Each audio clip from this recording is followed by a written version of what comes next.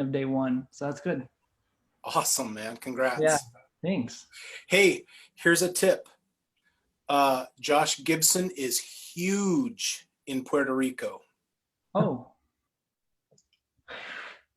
Evidently, we are live.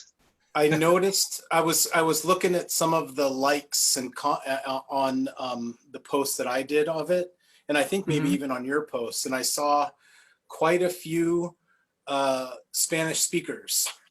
Huh.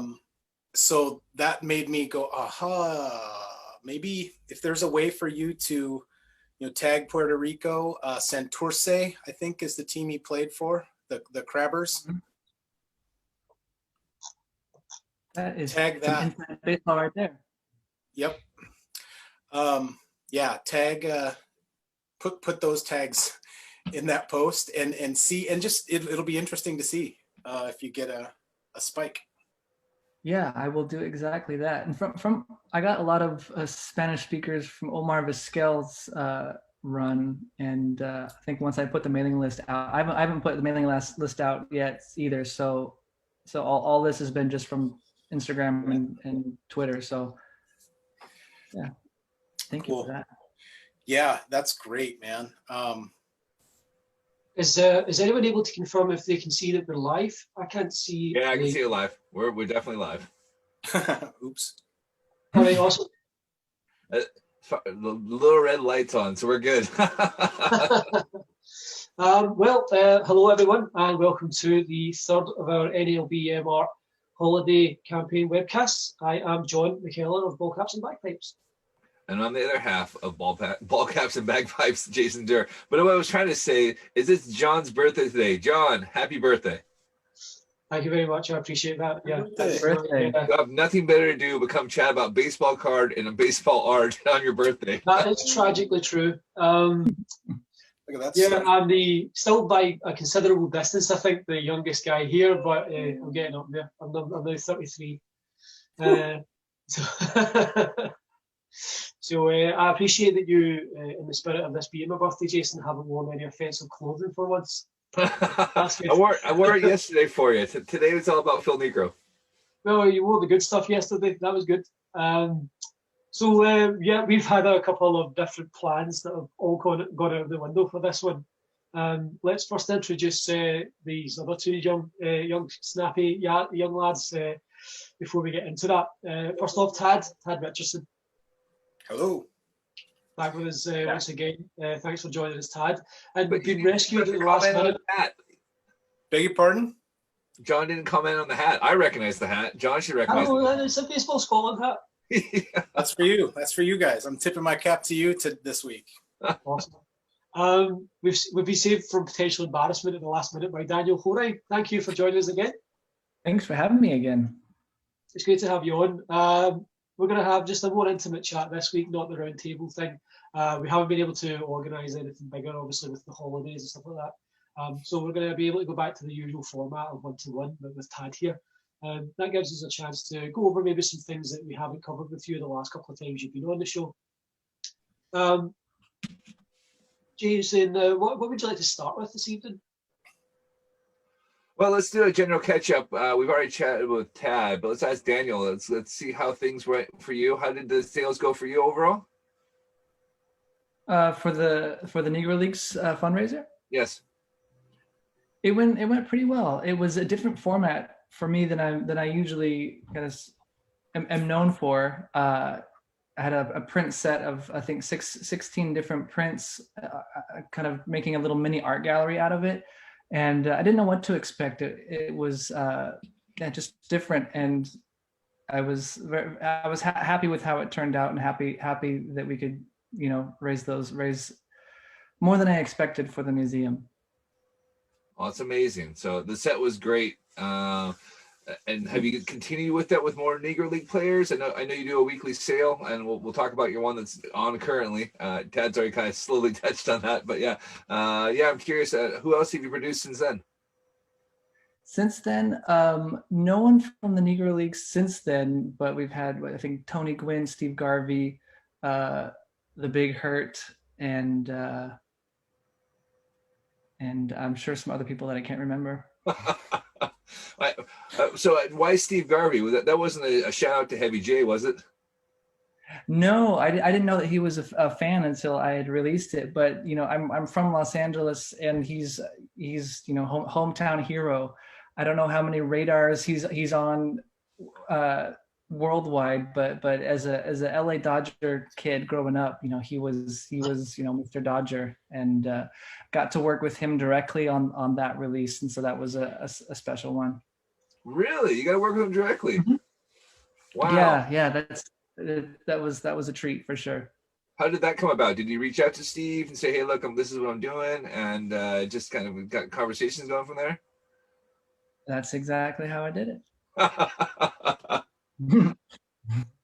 Oh, that's a nice connection. So funny enough, I remember Garvey more as a Padre. So that's because I was a Padre fan in the early 80s. But yes, I know his history as a Dodger and his huge forearms that he had. Yeah, it was funny. Some of the comments were to my piece. They're like, his arms aren't big enough. His arms aren't big enough. So yeah, so John won't know this, but he always had these massive forearms. They were just huge, and so yeah, everyone knew him for his. It kind of looked like Popeye John. That's the best way to describe him.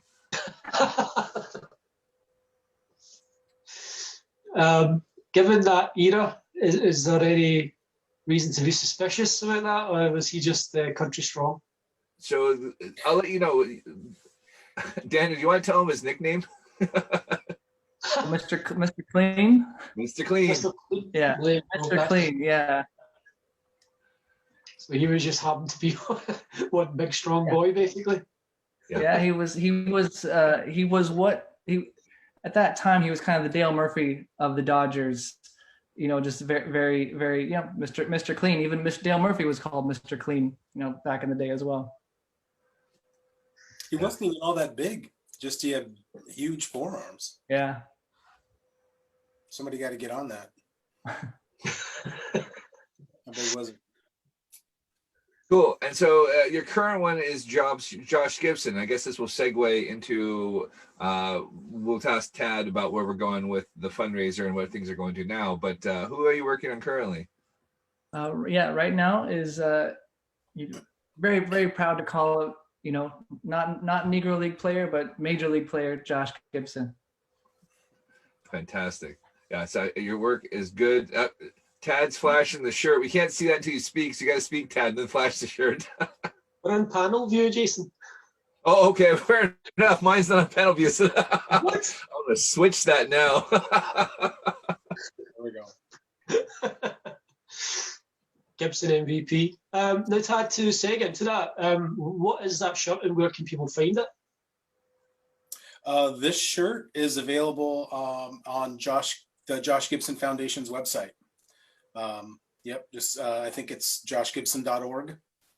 And then they also, the website to really look at, if you haven't already, to learn about Josh Gibson is jg20mvp.com. It's a really great website that his team put together. And it just lays out the case for the Josh Gibson Memorial MVP trophy. So, Daniel, to piggyback off of that, regarding Josh Gibson and your work on Josh Gibson, during this period of working on Josh Gibson, have you done much research into the man? And if so, is there anything that's come out in your research that you were surprised by, or maybe didn't know, or like an interesting fact that really grabs your attention? Sure. When the fundraiser came in October, I didn't know a ton about the Negro League players, and so there was a lot of education that I had to do for myself. And so approaching it now, a couple months later, I feel more comfortable with kind of my knowledge of the players, and first time around, Josh Gibson really stood out. And so with the recent announcement of the MLB recognize it as major leagues, and the push to rename the trophy, it was just a new set of eyes that I was able to look at Josh Gibson with. And also, I was able to talk with Sean Gibson, his great grandson. And what I didn't know, the picture that I had chosen to use as my reference for the current release is actually really important photograph to the Gibson family. I did not know this at the time, but Josh Gibson Jr. is one of the kids that's surrounding Josh in the photo. So it was a meaningful photo for the family, and obviously there's no color version of that photo that exists. So to see it in color was I think it was neat for Josh to see. I mean, for Sean to see. That's awesome, man. Now, you guys have both had some discussion with Sean Gibson at times. Have you sounded him out at all about how he's feeling about the recent announcement of the major leagues acknowledging Negro League Baseball as major? Tad, have you heard anything from Sean on that regard? Hey, you know what? I'm sending Sean a text right now, as he said he might be able to jump on here at 6:30. Right. So in about 15 minutes. So we can ask him maybe. Yeah. And so I haven't. So I'm gonna just pause myself for a second, and I'm gonna send it. Yeah. So welcome anyone who's tuned into the mad half hour of Ball Caps and Bagpipes, where we've just had we had literally I got on about 5 minutes before we started from celebrating my birthday, so I've had no time whatsoever to prepare. Obviously we had a plan from last week that didn't unfold with it being the holiday week, so we had to scrap that. So we had to throw a couple of different plans into action, and then thankfully Daniel came to the rescue. But let's hope that we can get a chance to sound Sean out about that. I swear, Jason, I'm not drunk. Well, I know you don't drink, so we're fine. So I think he's maybe a little excited over there. Yeah, I'm just cold and tired, honestly. It's been a long day. Just playing in the snow with my son, something else. So where were we, Jason? So I was more curious about the picture you chose, and you decided to colorize it. How did you go about deciding which colors to use? Did you pick colors you like, or did you actually go and try to get it colorized yourself before doing that? Well, picking that photograph to begin with, I actually had finished the comic, and it was a classic pose, baseball player doing what baseball players do. But it wasn't. There was nothing really special about it. It was kind of a classic hero piece, and it just didn't ring with the kind of specialness that I was hoping. So after I finished it, I scrapped it and started over, and I had saw this picture of Josh with all the kids around him, and I felt that was a more compelling story to tell rather than like the hero swing. And what's important to me in the work is, sorry, I'm answering way more than you asked. No, absolutely. Feel free to go into detail.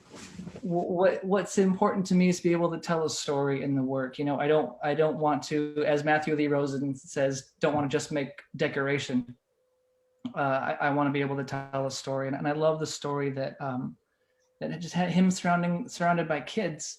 I love the story and the narrative that told, like he was obviously well loved, and it was great to be able to talk to Sean about this, especially about the color aspect, because it's not a one-for-one recreation of the original picture. There's some things moved around, things colored differently, and what I wanted to do in this piece is not just make all African American kids, but I wanted to highlight that he is a hero that can be looked up to by all, and that anyone can hopefully find themselves in one of the images of the kids looking up to Josh Gibson.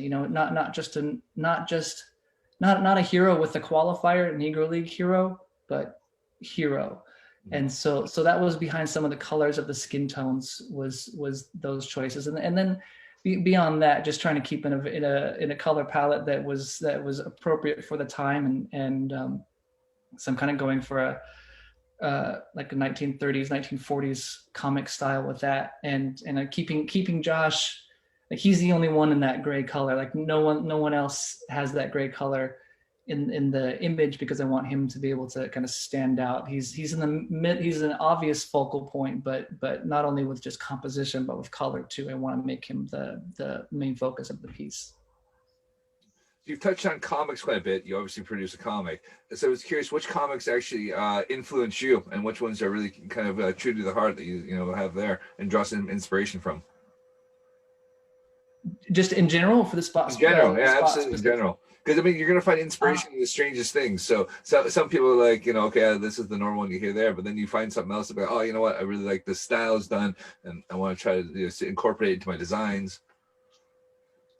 Sure. I really can't point to one comic or series or artist that says this is who inspired me, but I think just consuming particularly 80s comics, that's kind of my era in which I grew up, but just the overall kind of collection of comics and aesthetics from that era really speak to me. And that being said, I love the comics of like the 30s and 40s because a lot fewer color, a lot more primary colors there. It's very, very eye-catching. Actually, I have I can show you this one. It's probably going to be backwards here on your end, but here's a recent Mike Trout, signed by Mike Trout, recent Mike Trout, and I really wanted to harken back to an older style. So I've got just mostly reds, yellows, and blues here to kind of go throw back to that old style, kind of classic look. Wow, that's really awesome. You got Mike Trout to sign that. Did you get that done by yourself, or did you send it to him, or how did you acquire that one? I did send that to him. Yeah, I did that as a giveaway. Actually, I'm going to be sending that one out. I did the Mike Trout run a couple weeks ago, and that is one lucky person gets to take that home with them. Amazing. I wish it was me. Surely you would have sent two copies, one for you, one for the giveaway. You would have thought, right? Tad's sharing your Josh Gibson piece now, so we all can see it. So yeah, so similarly to what I was mentioning, that blue, yellow, and red there, going back to primary basic colors, and all the drama, you know, happening below the letters, and that's where all the storytelling kind of takes place there. Oh, it's really well done. Did Sean tell you which one is Junior? He did. You know, I'm gonna have him tell you because he was describing it to me as the kid behind the kid in the white shirt. So I don't know which white shirt Gotcha. it is. So maybe he can if we bring it on screen when he's here, he can tell us for sure. Yeah, hopefully he can join. So while we have this up, it says hashtag #PopFlyPrint. Daniel, do you want to, while we are trying to kill some time to see if we're going to have another guest on or not, do you want to go into PopFly a little bit for anyone who hasn't already been made aware of that? Sure. So PopFly is or PopFly Pop Shop, I guess, is my metaphorical comic book art shop that I have made, and through that I do the PopFly Prints, which is a weekly release, comic book style release. I do a different baseball theme, not always a person, but sometimes it's an event or an era, but baseball related in some way. I sell it for 1 week, and after that week is over, that print is retired and is not made anymore.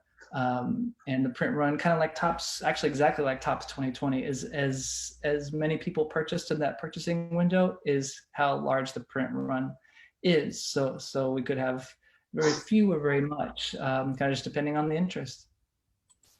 Interesting. Now, speaking of interest, have you ever run a series and then had kind of a backlash about not selling it anymore?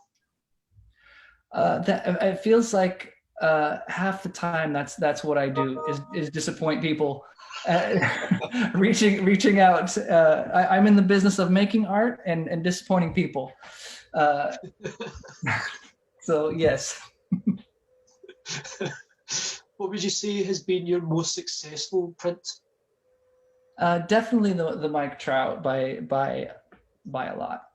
And this would be the Millville Meteor that we just saw a moment ago. Yeah, this one here, but in reverse. I'm guessing it's backwards on your end. Maybe No, it's not. perfect.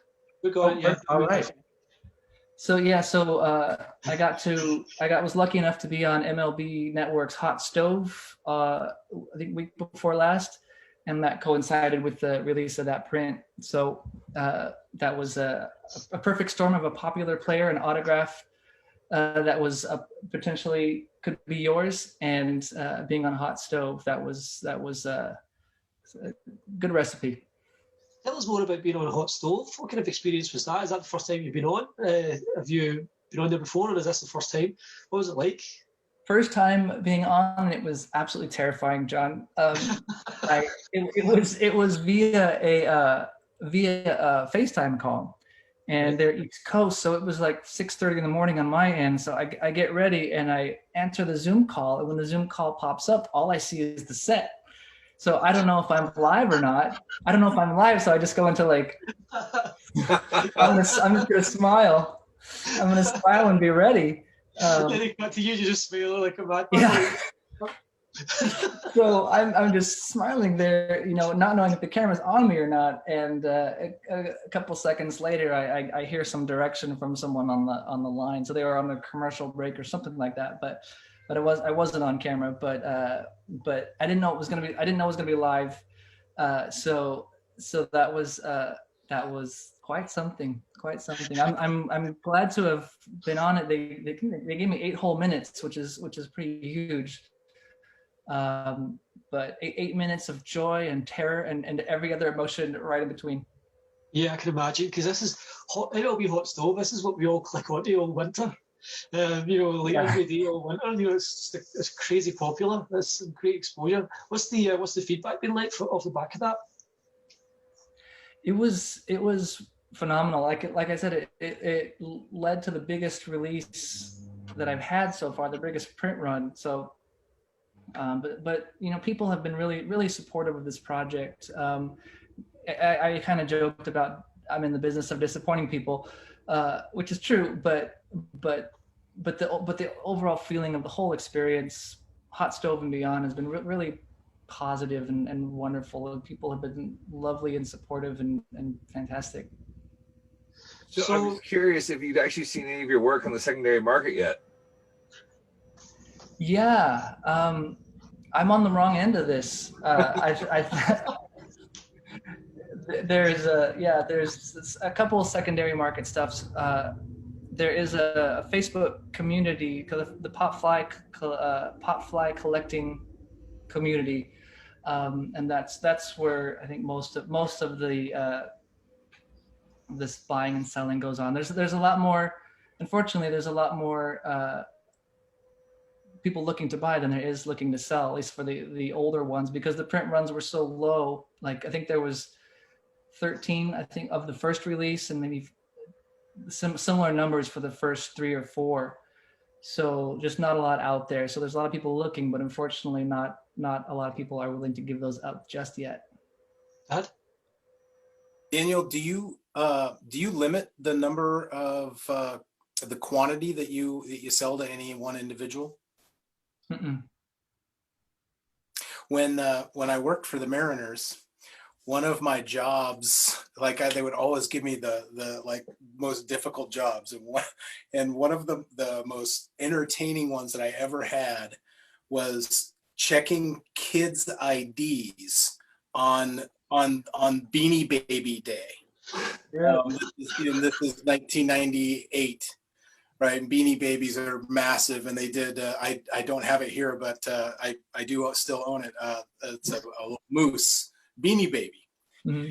and there were there were Beanie Baby pimps who were out sitting right next to, like, Bubba, you remember the Kingdom ticket booth? There was like this grassy hill right next to it, and there was these guys sitting out there. They went through and bought stack of tickets, and they give kids a ticket and a $5 bill to go bring them back a Beanie Baby. Well, I think I just found my new Smurfs. band name, Beanie Baby Pimps. First of all, And Smurfs, yeah.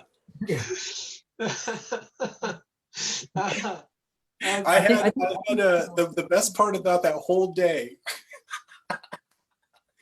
is I was just kind of leaning on this railing next to the line coming in, and this I was 99, so I was 29 years old.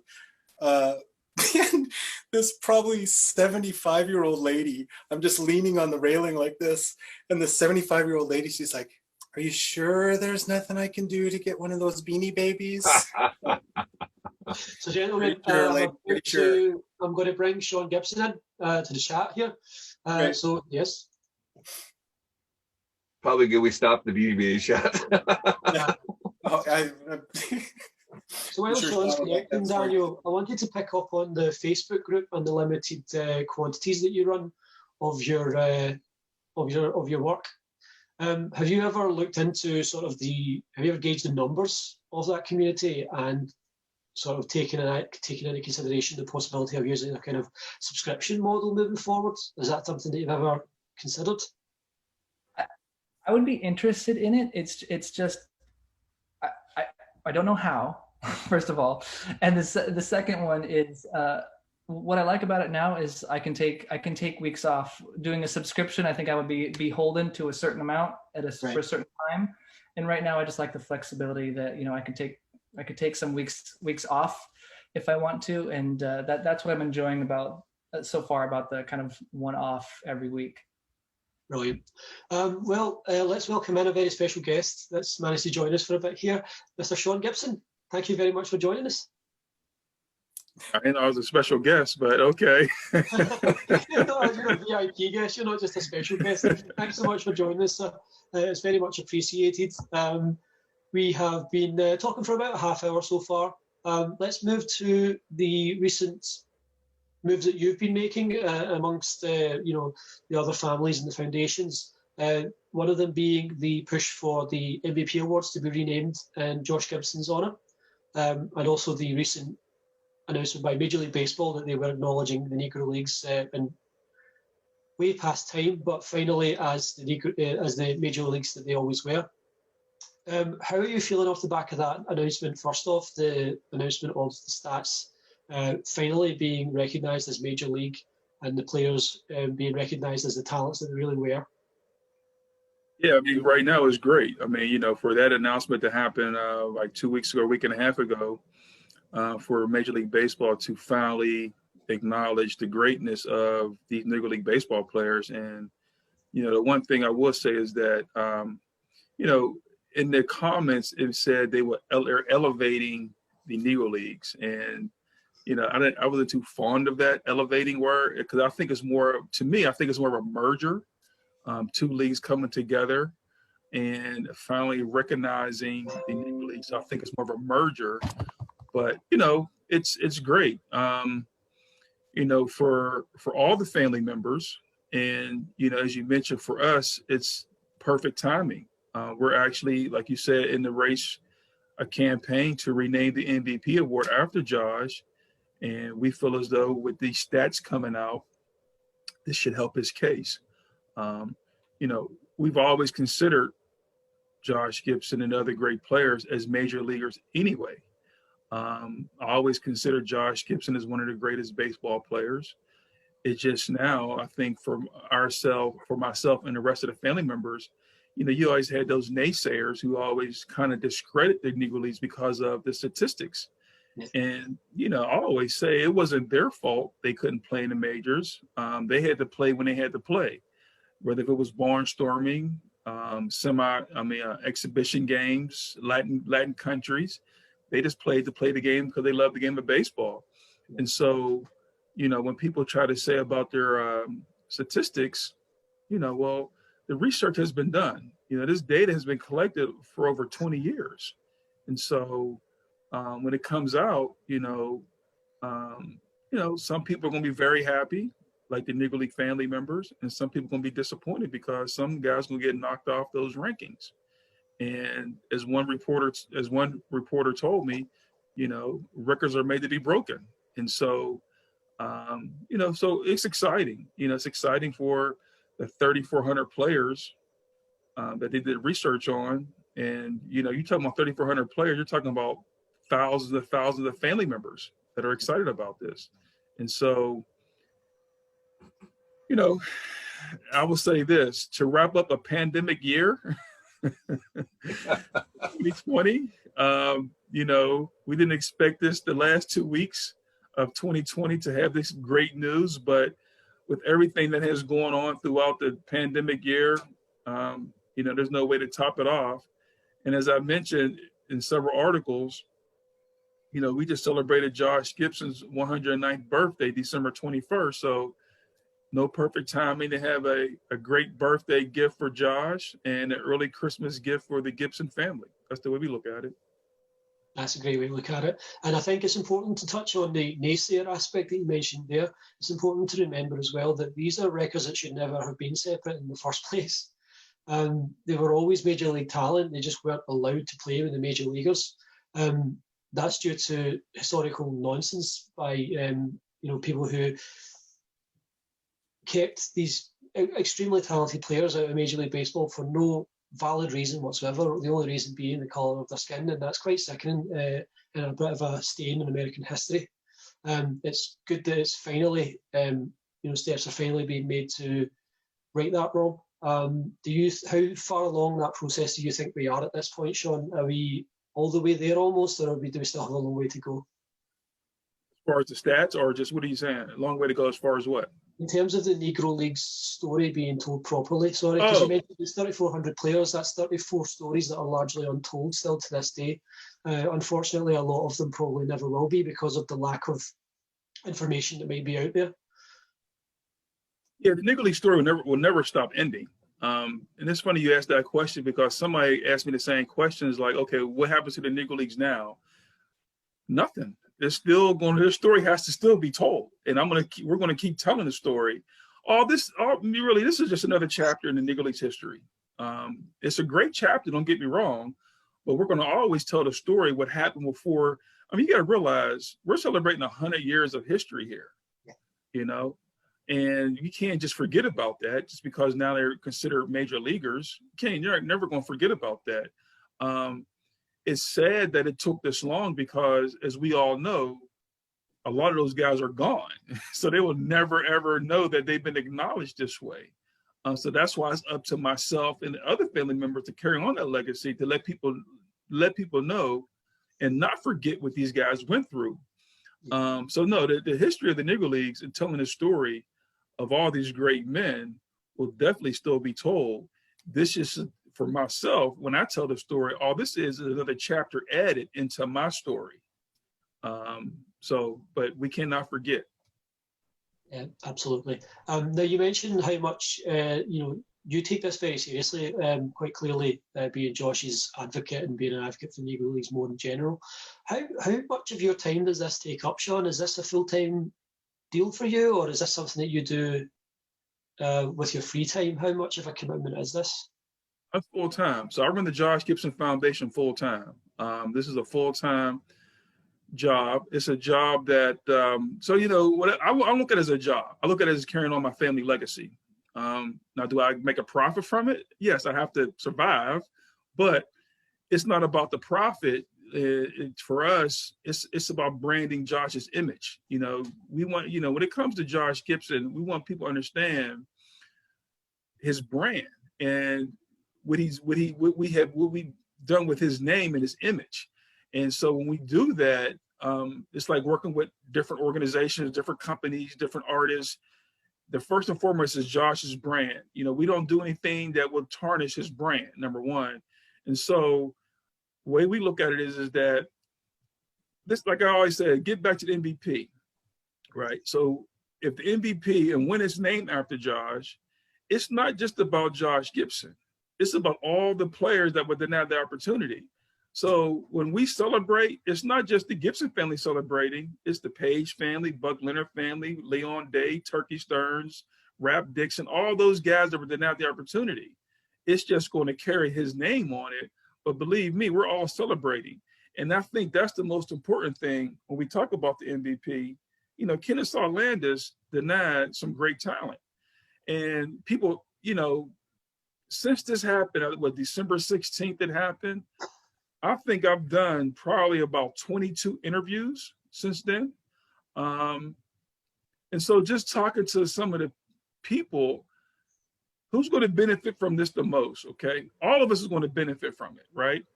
But now you're looking at Barry Bonds, okay? His record may be broken now from Hank Aaron because they're going to include Hank Aaron's home run records into the Negro Leagues. Home runs into the Negro League. So he may take them over top of Barry Bonds.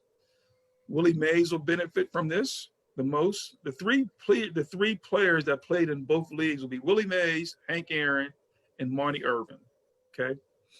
Then you're talking about the guys who did not play in the majors that would benefit. Number one would be Josh Gibson because of, and people keep asking me about Josh's home runs, okay? Yes, he's credited for having over 800 home runs, but those are, of course, combined games with barnstorming, exhibition, Latin countries, as well as the Negro Leagues. His Negro League home runs will only be close to 300 and something home runs. And I'm fine with that because he'll be in the other categories. 1943, he hit 441. If they have, nobody's going to break that. I'm going to say nobody's never going to, because every record is made to be broken, but we'll all be dead before it be broken probably. Yeah. He'll be in the top 5 in number 2 in batting average, right? He'll be behind Ty Cobb. He'll be in the top 5 in on-base percentage.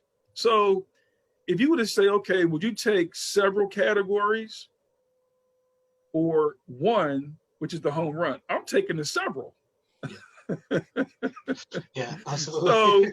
So Josh, like I've been saying all along, before it was Josh Gibson, the great Negro League baseball player. No, now it's Josh Gibson, the great baseball player, period. That's it. You can't put Negro Leagues or black baseball or that. Now it's, but there's still a lot of unanswered questions that we're trying to figure out because, again, Major League Baseball made this announcement, and that's all it was an announcement.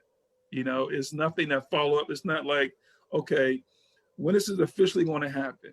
When are you going to be able to actually go onto MLB record books or record stats and see the great players in those records? So there's a lot of questions that the family members are still kind of unanswered, that are not answered, that we're trying to figure out exactly what's going on. So now you mentioned the rough total of Josh's home runs. Do you guys in the family, do you have a specific number that you would count as what you would consider to be his home run total, or are you as kind of, are you still trying to count up the ones that should be counted yourselves? My number is 799. So you guys count all of them? You guys count all the barnstorming and home runs as well? That's what listen, if you read Josh Gibson's Hall of Fame plaque, right? His Hall of Fame plaque says Josh Gibson hit almost 800 home runs. So what's almost 800? 799. So that's what we got. I love it. That's great. That's the number. So Sounds logical. Right. And I'll have to touch on as well the multiple categories that you mentioned. When you talk about a year where he hits 441, which is never going to, if it's not going to be happening this year, when there were only 60 Major League games, it's not going to happen anytime soon. You mentioned multiple different categories where he's going to be top 5 or even in the top 2. That's enough of a career to win in multiple MVP awards. So I think that in lieu of that, renaming the MVP award the Josh Gibson Award would be fitting, honestly. Now, to touch on the guy whose name was taken off the MVP award, Kennesaw Mountain Landis, a very controversial figure in baseball history for obvious reasons. And what I've read, it doesn't seem that there's been a massive outrage about his removal. Now, I might just not be reading the right things, but generally speaking, you look at the Cleveland Indians and they're changing their name, the Washington Redskins changed their name, and there was a lot of kind of backlash about that. From what I've seen and read, there hasn't been all that much about the removal of Kennesaw Mountain Landis' name from the MVP trophy. Are you surprised by that? No, I'm not surprised. There's not been no outrage about that. There was one article. I think he has like a nephew or great nephew that's still living, and he wasn't outraged. He was more or less defending his uncle, saying that, you know, he didn't deny African Americans an opportunity, but it was no outrage that he was removed. It was more of defending him. I think that based off Kennesaw's history, if you come with an outrage, then that means you support what he's done. So I don't see an outrage, you know, because it's hard to kind of outrage that, because then so you're supporting a racist, and so you don't want to be on that side of the fence. So I think that's why you don't see an outrage. But you know, we know what Kennesaw stood for. I don't know him personally. I just go by what we read, of course. But you know, I would say this: there was a lot of talent in the Negro Leagues. I feel as though if those guys would have played in those early years, they would have definitely changed the game. I mean, it'd been a lot faster, been a lot more entertaining. A lot of records would have been broken. If you figure, once they did finally letting blacks in, I want to say the first 12 out of the 15 MVPs were African Americans. So it changed. It definitely, yeah, there we go. We definitely changed. And this is a Western Union that the Pittsburgh Courier, the local paper here in Pittsburgh, sent to the manager, Pie Trainer, just talking about some of the great talent they had right here in Pittsburgh off of the Grays and the Crawfords. If they'd have took that talent just from their own city, they would have been a dynasty. And so, but of course, you know, Kennesaw, Mount Landis, you know, denied those opportunities. But no, get back to your question, there has not been an outrage. I haven't heard anything of an outrage. And like I said, I read one article where I want to say his great nephew, I want to say he's probably like in his 80s or 90s, maybe his nephew. And all he was doing really was kind of defending his uncle. Yeah, and you say, you know, you mentioned that, you know, the attitude of whether or not they changed the game or not. I think the proof was in the pudding. As soon as black players were finally allowed to play Major League Baseball, you know, ever since, the greatest players in the game, a lot of them have been black men. So I think that any suggestion that they didn't change the game would be silliness at best. And it's just, it's great to be able to, in this year of years, like you say, this crazy year to the end of the year, be able to share a good news story about Negro League Baseball and the guys who, you know, created that insanely different, entertaining brand of baseball, which, you know, the ripples of reverberated right through the 1980s. You know, in the 1980s, Ricky Henderson, he played like a Negro League player. So it's good to finally be able to celebrate them as Negro League players, which they always were. Yeah. As Major League players, sorry.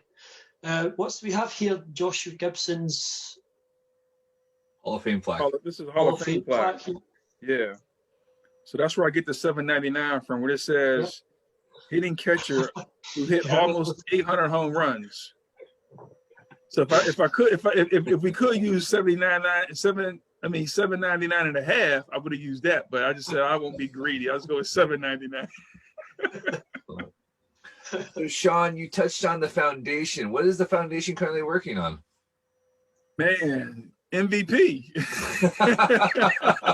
Oh, shit, that's our whole focus has been. Because of the pandemic, we can't do much else.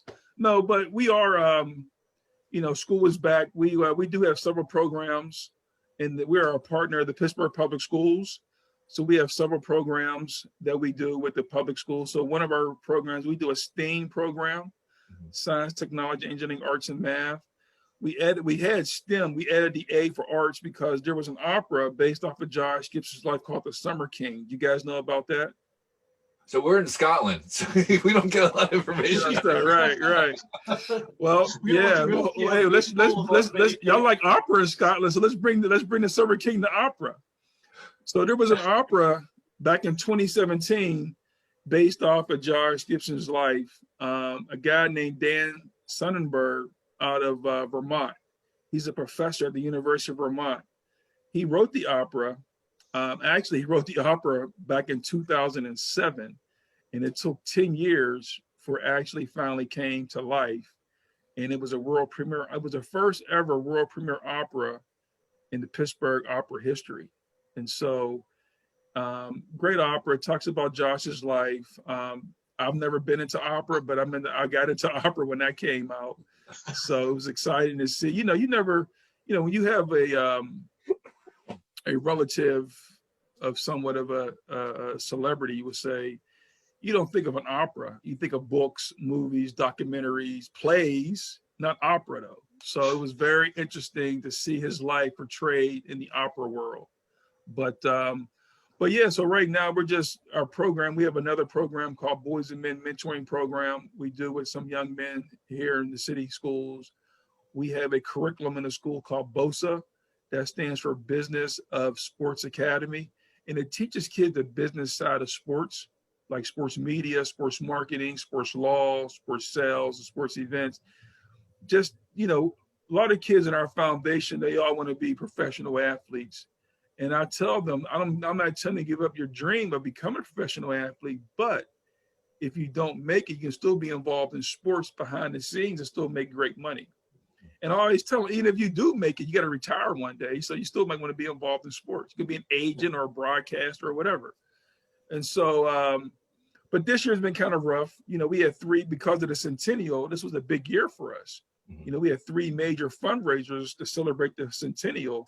And of course, due to the pandemic, all those has been postponed until 2021. So we're hoping to get those fundraisers in to raise some money for the foundation in 2021. So, but overall, it's been a great year. But working on right now, besides those, is really, like you said, the MVP campaign. We have a great committee working with Ted and his group.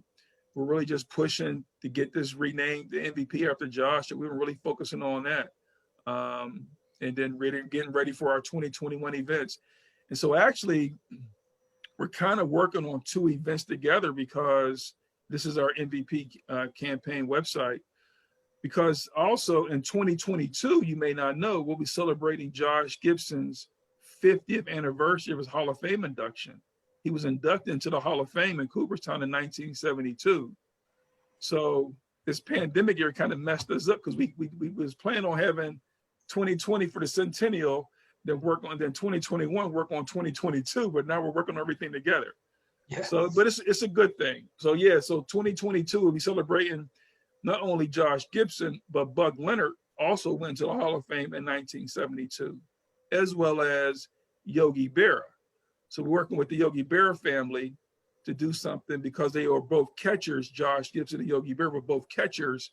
We're also working with the Berra family to do something around Josh and Yogi Berra to celebrate the 50th anniversary of their induction to the Hall of Fame. I think that's really going to please John. He's a big Yankees fan. Yogi's not his guy. He's a Thurman Munson guy, but yeah, I think Yogi. Yeah, Yogi was quite the character, though. I've read quite a bit about Yogi Berra, but Thurman Munson's my favourite Yankee. I just like catchers. Yeah. No, but yeah. So Yogi, it's just so funny that we have our agent who represents Josh, our licensing agent, also represents the Berra family. So that's how that came about. That's amazing. Sean, I want to ask you just 2 more questions, and then I'll let the other guys ask something. Okay.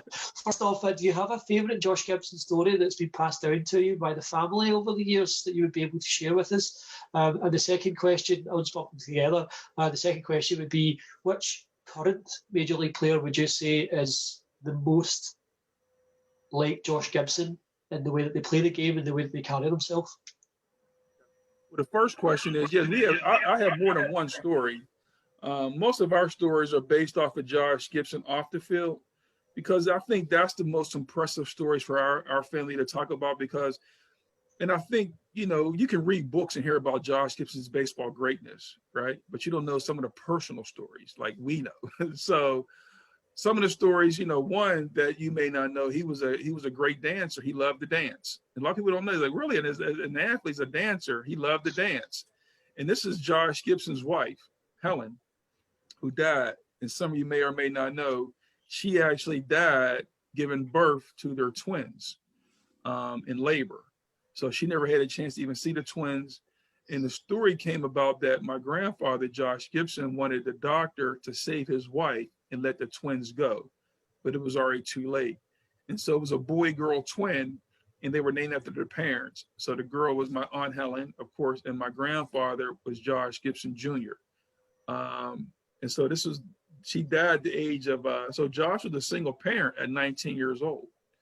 And so her sisters, my Aunt Becky and Octavia, raised the twins while Josh continued playing baseball. And so my grandfather, Josh Gibson Jr., used to always say that he felt bad for his sister because she didn't have the chance to spend a lot of time with her father because he was gone a lot. And so my grandfather did, because he was actually a bat boy. So he traveled with the team during the summer. And so Sam Bankhead, who also played on the Negro Leagues, was my grandfather's, one of his close friends. And he kind of looked after my grandfather, Josh Gibson Jr. So we actually have pictures of my grandfather Jr. in the dugout. But it's so crazy because when you look at his pictures, he don't have on a baseball uniform. He has on like dress clothes. And this is a picture of Josh. So he has on like dress clothes. So, you know, when they went to the game, if you look at any Negro League pictures, they went to the game dressed up in their suits and hats. And my grandfather, as a bat boy, had on dress shoes, slacks, and a button-down shirt. And so this picture here that Ted, you showing these pictures? Okay, that Ted put up, this is my grandfather. And this picture always had a lot of controversial in our family because this is not his wife, of course. This was his girlfriend. Her name was Grace, and she lived in Washington, D.C. So this picture is actually in D.C. Because you know, I don't know, some of you know that the Homestead Grays also played in Washington, D.C. as the Washington Homestead Grays. They played half their games at the National Stadium. And so if you ever go to the National Stadium, you'll see the Josh Gibson statue there. And people say, well, why is there a Josh Gibson statue in D.C.? And that's because they played half their games. And actually, when the Nats won their World Series, they were saying this is the first World Series they won since like 1920. And people was like, no, first World Series in D.C. since 1920. And people was like, no. The Grays won it, I think it was in 43 or 45, they won it in D.C. And so that brought a lot of buzz, again, for the Homestead Grays because it was not the first D.C. World Series. You know, it was the Washington Homestead Grays had the last World Series in D.C. So, but, you know, Josh was also a great athlete. I mean, besides a baseball player, he was a great swimmer as well as he ran track. So those are some of the stories that I can relate to. This is Josh, and the guy in the middle is Ted Double Duty Radcliffe in the middle. I don't know who the other guy is. But so you can see the W. I don't know if you can see on Josh's sleeve, the W right there. Yeah. So they had, if you can see, they had the same uniforms as the Grays, but when they went to DC, it had the W on the sleeve that stood for the Washington Homestead Grays. That's what it went. Yep. And that's probably in Griffin Stadium. Yeah. And so your other question was, who reminds me of Josh Gibson as of today? No player as of today does. I would say when they was playing, Ryan Howard reminded me of Josh Gibson, the way he played the game. There's not too many players like built like Josh or has that home run power as, you know, and you figure the last black catcher was Charles Johnson, I think, for Miami. There's not too many black catchers. But I would say Ryan Howard was the one that reminded me of Josh Gibson the most when he played with the Phillies. Yeah. Answer, man. Guys, I'm going to let you guys ask some questions now. Jason, do you want to start off? No, let the other guys do it. I know Sean's time's probably valuable. We need to wrap up soon, but I'm good. You know, since Ted did reach me at the last minute, you know, I'm good. Daniel, you've been sitting there patiently. Why don't you ask Sean anything you want to go? Hey, Sean, it's good to see you face to face. We chatted over the phone yesterday. Ted, if you could pull up that comic again, if possible. Sean, I know you. So what? You're Dan. You're the comic guy. I'm the comic guy. Oh wow, man! See, if Tad would have told me that, I'd have jumped on earlier. You know what? No, and I apologize, Daniel, because you look, you meet so many people No worries. here. I saw Daniel, but I didn't put two and two together. So, hey, man, hey, I don't know if you saw, but everybody's like loving your stuff, man. Even when I post, I got so many likes already. Everybody's loving it, man. Good. Yeah, it's doing really well so far, and yeah, I'm really proud to have it out there. And one interesting anecdote that you shared with me that I would like to, if you're okay with it, share with everyone else. But Josh Jr. is in that picture that I. Yeah, so pull it back up, Ted, if you can pull it back up. And I'll show you. I'm trying to pull up the pic. Hold on. The original? Okay. The actual picture. Yeah. Yeah, so I was telling Daniel yesterday, so that photo there is probably one of our, it's our best photo because it really, and we use that for, because it kind of shows the person that Josh Gibson is, or here he is, this great baseball player. He has all these kids around him, right? And you can tell, I don't know, we always joke, I say he's probably talking about a home run he hit off his bat.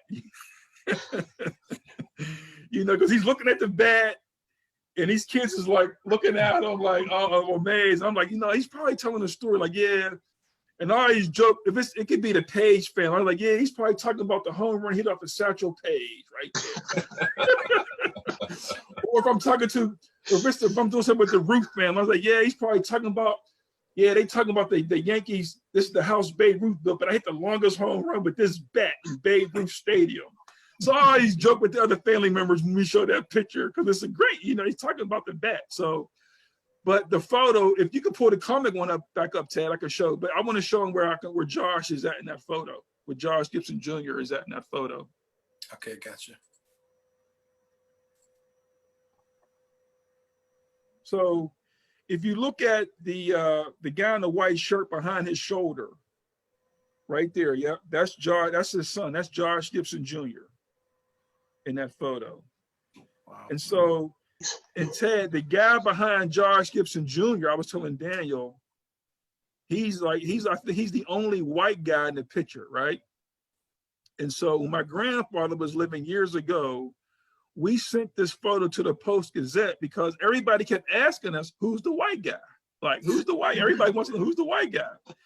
And so we sent this photo to the Post-Gazette and we posted, they sent a thing out and tried to figure out if anybody knew who this guy was or any relation to him. And we came back with some information, but nothing led up to it. So I told Daniel, I said, yeah, that's Josh Gibson Jr. in that photo. So yeah. Oh, there it is right there. That's the original. Right. This Josh Jr. right yeah, here. right. That's Josh Jr. right there. And the guy behind Jr. Everybody was trying to figure that out.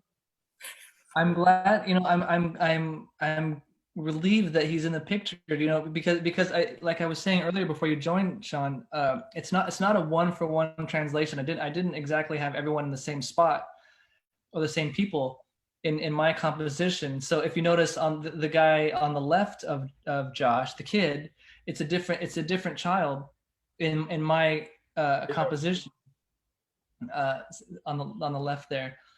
Yep, right there. But I'm glad that Josh Jr. was on there. But you do have Josh Jr. in the right spot. Yeah. Some kids are in the right spot. Some like the two kids kneeling down in the red and the green. They're from elsewhere in the photo that I had moved over. Yeah, I see them. Right. But no, so when you pick that photo, like I said, I really like that because this is one of our photos that we use a lot because it kind of speaks volumes to our foundation and things that we do with the kids. And it seems like, here's a thing like, Josh is giving back. It's probably I don't know if he's doing a baseball clinic or show and tell, but he's doing something with kids, which ties into our foundation. So, yeah. Sean, do you know where this picture was taken? No, we were trying to figure out, you see based on the yeah, that right there. Yeah. And, that was years ago. We can probably send it to some historians now and try to figure it out. We never did that. That was a while ago when my grandfather was living. He was more involved then. He was doing a lot of research on it. But no, we don't. Sounds like a job for the Gazette, an intern at the Gazette. Yeah. I mean, like I said, we were trying to, at the time, we were just trying to figure out who the kids were. Because the reason why we were trying to figure it out, because everybody was speculating what was going on. Like, what is he talking about? So we were trying to figure, okay, we can find somebody maybe that's still alive. Not alive now, but back then, to say, hey, what was Josh talking about? What did he say? Or blah, blah, blah, blah. So that was the whole reasoning of getting this into the Gazette and get some feedback. Yeah. I think that's what makes it a really great narrative, is because there is a lot that could be told here, in your own mind. You listed off a bunch of things that it could be, and I think that's what spoke to me about the picture. Like I said, I had finished it already once with the classic hero pose, but there was no narrative in this. But when I found this, I just kind of locked into the narrative, like, of what could he be saying. There's obvious warmth here. And there's a story in there somewhere that since we don't know it, we kind of fill it in ourselves. Oh, this, like I said, it's this is great. And like I said, it's all about the timing. I mean, it's all about the timing. With Josh right now, Josh is hot right now. I mean, when I say hot, just he's hot. I mean, like I said, I've been on the phone nonstop and doing interviews and podcasts, and it's a good thing. And so one thing about our committee and our board, we know how to ride a wave. We're riding it. We know how to take advantage of a wave. So, but no, and your piece is definitely in that, ranks in there too, because it's something. And the thing is, so I don't know if you saw, but one of my cousins, he's an artist. And so he commented on the photo. He did like it's hot, and he did something. But he used to do a lot of Josh Gibson artwork when we were younger. He's a DJ now, but he's into art, so he really liked it. So when I saw him commented on it, so he's into art. Yeah. Cool. Fantastic. John, so Sean, one sec. Sorry, Jason. I was going to ask him to get back to the picture. We speculated on a few different things. What I would like to know is, do we know where the bat is? Do we know where the bat from that picture is? Oh, the bat. A bat. Yeah. I know. I wish. And to carry on from there, do you own any of Josh's bats or any of his playing equipment? So down in my game room, I have his 1941-42 MVP trophy from Puerto Rico. Wow. Nice. Now it's in the case. When I say game room, it's not like on a wall, people can touch it. It's actually in the case.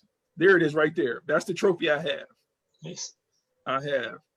And when you have that's the only prize possession I have. Now, when you have a prize possession like that, we have you ever see that? Y'all pretty sure y'all might have that show in Scotland. It's called like the Antique Road Show. You ever have something like that? Yeah, we have the same thing out here, yes. yeah, it's a hit with grandmothers everywhere. Right, so we have something like that in Pittsburgh called Hidden Treasures, where you come down and bring your valuables or whatever you may think is valuable or may not be, you can get it appraised. So they've been trying to get me on this show for years with Josh Gibson items. I'm like, no. Because one thing is that you don't want, when you're dealing with a family organization, you never know people to know the value of something, especially in your family. So finally I said, okay, let me go. So about 7 years ago, I go on a show and it's tons of people there, but they only pick certain people to be on camera. And so of course I'm in the green room getting ready. They come me out. They have it on air, and the guy was going. He said, "Oh yeah, it looks great. You're giving it this and that." And he said, "Well, it's appraised at $50,000 to $75,000." So I was like, "Okay." So I get it in, and of course my family's like, You're not going to sell it, or I said, "I'm not selling. First of all, I would never sell it. Never sell it, unless somebody gave me like $1 billion. I mean, never say never, right?"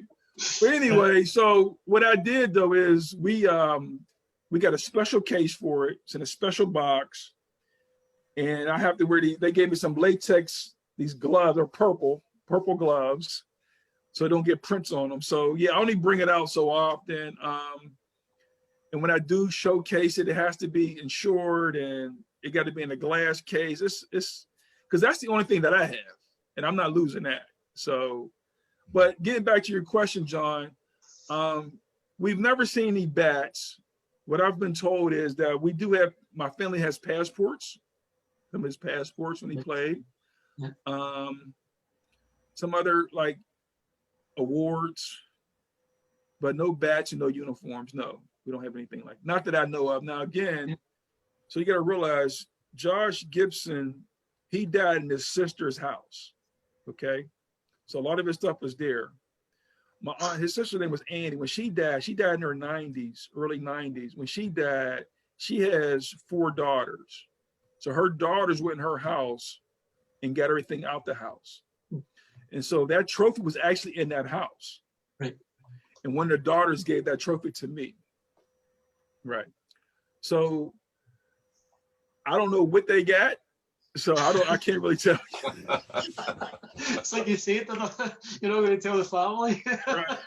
You know, it might be bats, gloves, or whatever in there. All I know is they gave me the trophy, so I was happy and I left it alone. So I don't, you know, one thing about me, they're older, of course. My aunt Lois, she's 85. She's like the oldest Gibson in our family. She's like 85 who gave me the trophy.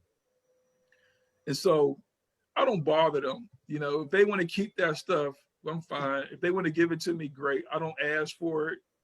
You know, I'm fine with it. Yeah. Really. So Jason, I think we can wrap up. Yep, let's wrap it up. Sean, I'm sure you've got a busy schedule. Daniel and Ted, thanks again for coming on. The podcast. What time is it in Scotland? Yeah, I would say, I don't know if you got international. We've now gone international now. So Really? It's just after midnight. So the same time as here, or hour?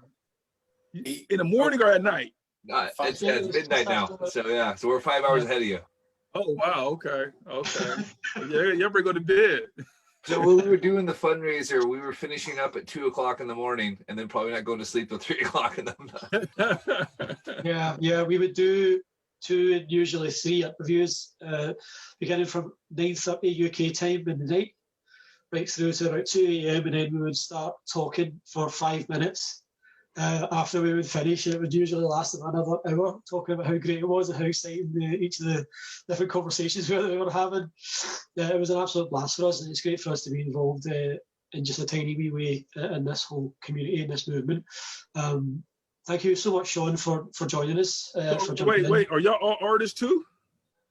I'm just sort of. podcasting baseball player. I know each other from baseball here. I ran baseball in Scotland for 15 years. Okay. So it's pretty obscure. It's like playing cricket in the States. You can, if you look for it. I didn't know they played baseball in Scotland. Yeah, Tad's got our hat on. Sent Tad a hat. You're talking it's like about the Seattle Mariners hat. That's a Seattle Mariners hat. Not anymore, man. Yeah, that's probably Jason. He's a Mariner fan. Yeah, I'm from Seattle originally, but I've been here for almost 20 years. So, but I mean, really? like 2,000 people that play in Scotland in the UK, and it's much bigger when you head into Europe, but it's pretty still obscure out here in Scotland. Yeah. So what's that behind you? Is those baseball cards? Yeah, it's all my old baseball cards. My brother sent them over, and I was like, what am I supposed to do with all my old baseball cards? So I just like, I'll stick them up on the wall here. But one of the things, like after talking to all these guys, they've inspired me. So I've done card art. So I take my old cards and cut them up there, if you can see that there. Yeah. I have cards. I have baseball cards too, but my collection's a bit smaller. So here's mine. So Daniel's his is on the way, but hasn't arrived. Yours is on the way. I've sent you yours. Tad got his, and Sean, I've actually got a Josh Gibson like 82 Donners card that they did the reprints out that way. So I can either make one for you, or I can put it for sale and donate to the foundation. So either way, you can put it for sale and donate it. No problem. I thought I'd give you the option to do that. I figured it'd probably be more helpful if I could do an auction for it and donate to the foundation. Sean, here's a Josh card, Sean, that one of the guys in the art community made, and he'd put up for sale, but I don't think it sold. So he actually gifted it to me. He lives like 12 minutes away from me. Okay. You know what's so funny though, like meeting all these artists is that the uniqueness of different things they come up with. Like, I didn't even know people made baseball cards. I mean, like what you guys, like Jason, what you're doing, you know what I mean? Until I met Heavy J, I ain't know, because I just thought people just get baseball cards. I ain't know people actually cut them and decorate them and jazz them up and stuff. 50-year-old men doing this stuff, Sean. Yeah, exactly. Yeah, I mean, it's just kind of a recent thing now. I mean, again, I know Daniel's been around for a bit, and there's a couple guys who've been doing various things with sports art that I've been following on Instagram, and then the card art thing just kind of taken off, and it seems that another card artist popping up every week, including myself. So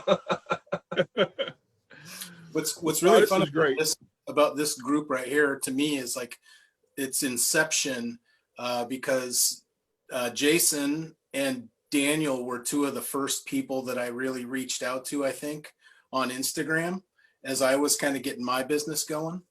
And Jason, turns out, we grew up pretty close to each other. His brother lives just down the road too. And Daniel actually is the one who made my Curveball Keepsakes logo.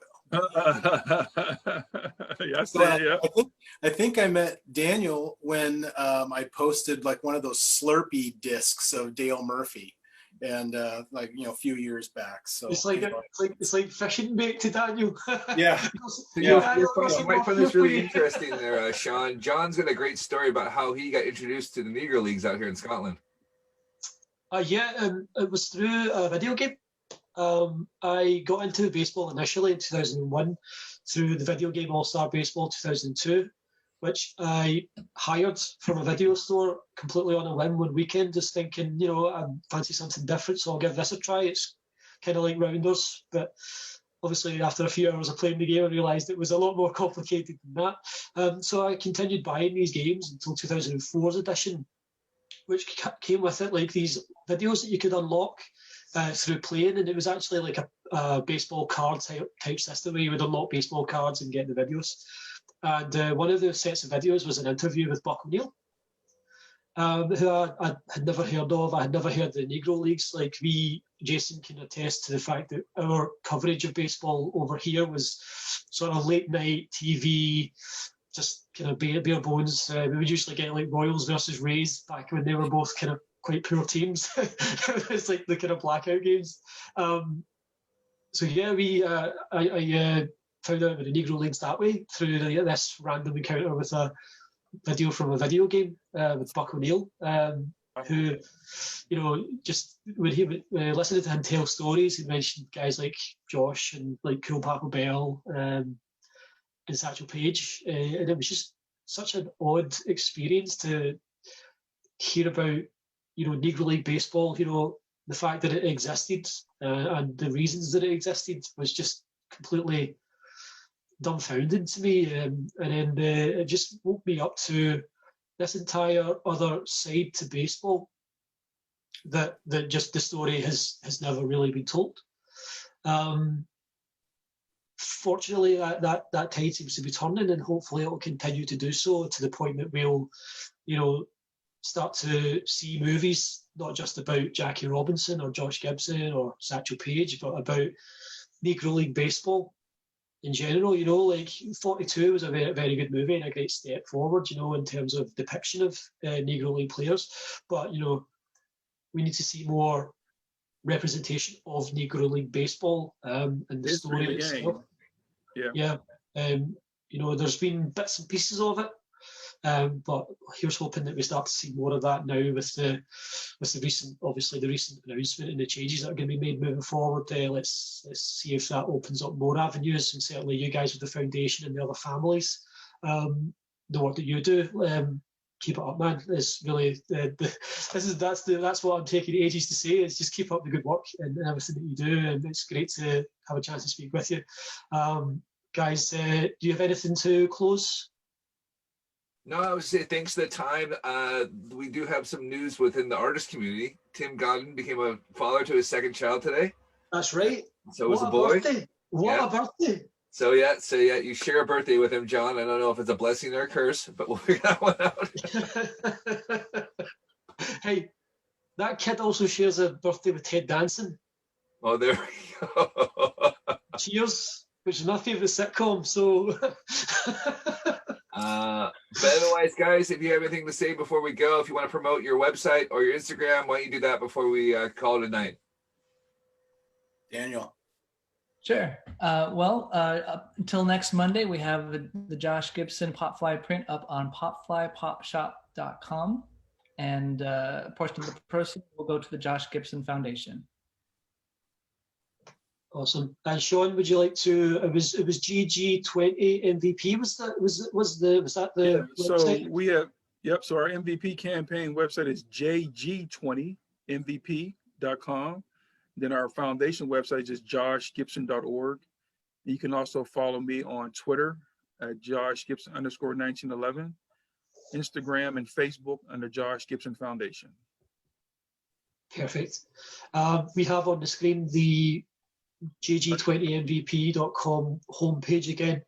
All the very best of luck with your future endeavours with the foundation, keeping the spirit of Josh Gibson alive.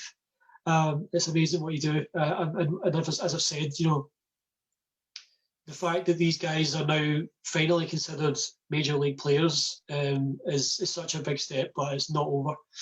And like you rightly say, the story doesn't end until it's been told in its completion, or as complete a story as we can tell. So keep up the great work that you guys are doing. That's all from me. Jason, I'll let you close up. Just say, hey, thanks a lot for coming on again. It's always a pleasure to talk to you, Sean. I got to see your first conversation you had with the community earlier this year, so it was good to actually get one-on-one with you as well. Okay. So, Great. I'm getting started in the card art, and I'll put it for auction, and we'll see how I do, and I'll make sure that donation goes to the foundation for you. Thanks again for joining us. Thank all you guys. I want to say Happy New Year, and look forward to working with everybody in 2021. Great year coming up. So we'll Thank teach you you. something Scottish before we go. So we don't call it New Year out here; it's called Hogmanay. Hogmanay, yeah. But do y'all still celebrate December 31st? Yeah, we just call it Hogmanay. That's all. Hogmanay. Okay, well, Hogmanay and Happy New Year. We celebrate December 31st. We celebrate January 1st. We celebrate January 2nd. Of the whole week, huh? When Pretty the kids much. go back to school is when we have to sober up by. All right. Just be safe. All right. Yeah. All right. Well, thanks, guys. Have a good night. Thanks for coming, guys. Talk to y'all Thanks later. for joining us, Tad. Daniel, thank you for joining us again. I want to just take one quick second to thank the two of you guys for your monumental effort throughout this whole thing. I posted the other day, it feels like we're really just getting started, with this first campaign kind of cycle coming to an end. You guys crushed it, and were a huge part of bringing the community together in that first campaign. I mean, huge. Can't say it enough. And so, John, happy birthday, Hogmanay, and Pogmaton. And Slanch, come on. Slancha. Lang me a long week. Just remember when you think Old Lang Syne, that came out here. Okay. All right. Well, yeah. So anyway, guys, thank you so much for everything you've I feel like I'm done. going to have a whole bunch of American people holding up their glasses and saying Hogmanay. Hogmanay. It's not what we do. It's just what we call New Year's Eve. We've started something new. There we go. There we go. Hogmanay.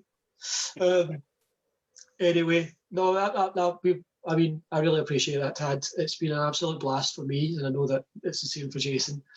It was exhausting, the initial campaign, but we would do that reluctantly every day. we would do it every day. For another 3 weeks and more. The amount of interesting and amazing personalities that we met, and the great artists, and learning about this entire other side of baseball, a side that we don't get to interact with over here, was really special for me personally. I know that Jason grew up in the Seattle area and in Oregon. So he has experienced, high school baseball and going to ball games and collecting cards and, collecting Pepsi cans to get Ken Griffey Jr. cards and stuff like that. Obviously over here we didn't. So for me to be able to vicariously live all these kind of childhoods of going to the ballpark and watching Dale Murphy, and in fact being, unintentionally stood up by Dale Murphy, which was a great story that we told the last time he was on the show. For me, that's been very special. So, I'm just so appreciative to have been involved with this, and you better believe we're just getting started. Yeah. Anytime. We're looking forward to it. We'll figure out what we're doing next week now, and we'll get a head start on things. Yeah. Thank you to anyone who's joined us for the stream. It turns out it was actually on my personal Facebook to start with. Right. So I had to share it from mine. I first had to turn it public, share it from mine to the page. So I'll download the video from mine and upload it to the Ballcaps and Bagpipes one, so that anyone who's missed the start of it can actually go ahead and watch it. I don't know what's happened there. It's just Facebook being Facebook, I guess. But with that in mind, obviously we love Facebook. We don't want it to not work next week.